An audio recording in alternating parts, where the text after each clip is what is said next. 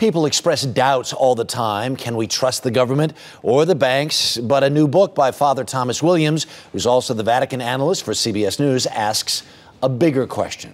Can God be trusted? Finding faith in troubled times. And Father Williams is with us live in the studio. Good to see you. You too, Harry. This is such a great title for a book. Did the title come first? The title actually did come first. Yeah, I thought I'd play off the, national currency, In God We Trust, because a lot of people just don't. And so to turn that around and say, is he really trustworthy? Because I think if you were going to ask many Americans, do you believe in God? You'd find a huge, huge number of people who believe in God. Right. But if you were going to ask the next question, do you trust God?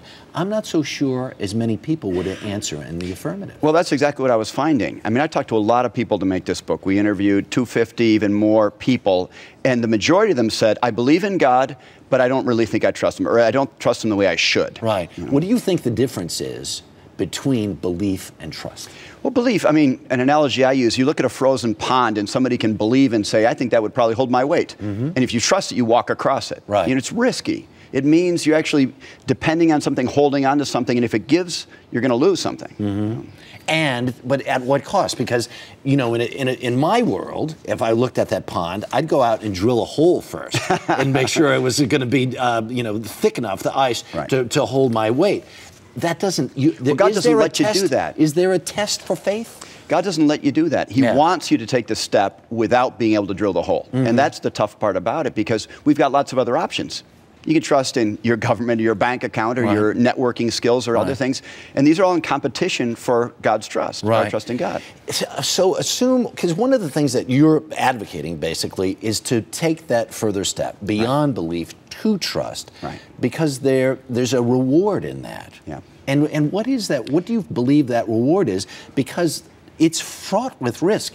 Everybody in this life knows about financial disasters, disease, bad things happen to good people. Yes, they do. Well, I think there's a double advantage. One is for you as a person, to be a trusting person says a lot about, it makes you a better person. And even though it's something just in day-to-day life. In day-to-day life, to be a trusting person means you're a better person, and often a trustworthy person. Trustworthy people trust more. But the second advantage, the huge advantage, is that I really believe that God is good. He delivers on his promises. Now, we have to know what he's actually promising, what he's not, because sometimes we expect things that he never said he was going to give. There's not a 911 call at center up there that you can say, I need you now, baby, because my back is against the wall.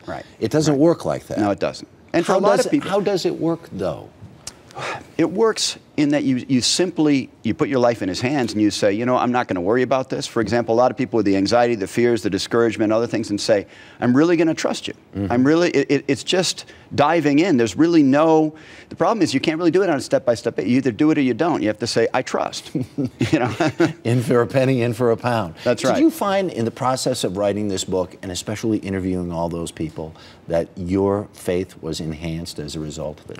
Very much. Well, first it was challenged because a lot of the people were asking very tough questions and saying things, some of them just, I don't trust God. Or God has let me down too many times, I'm not going to. A lot of trusting God means regaining trust, or giving God a second chance or a third chance when people have felt left out. So at the beginning it was challenging, and then after it really made me question and think about my own trust, my own faith, and it helped me a huge amount. There you go. Father Thomas Williams, always a pleasure to see you. Thank you so much. For me too. And if you would like to read an excerpt from Can God Be Trusted, go to our website. That's earlyshow.cbsnews.com.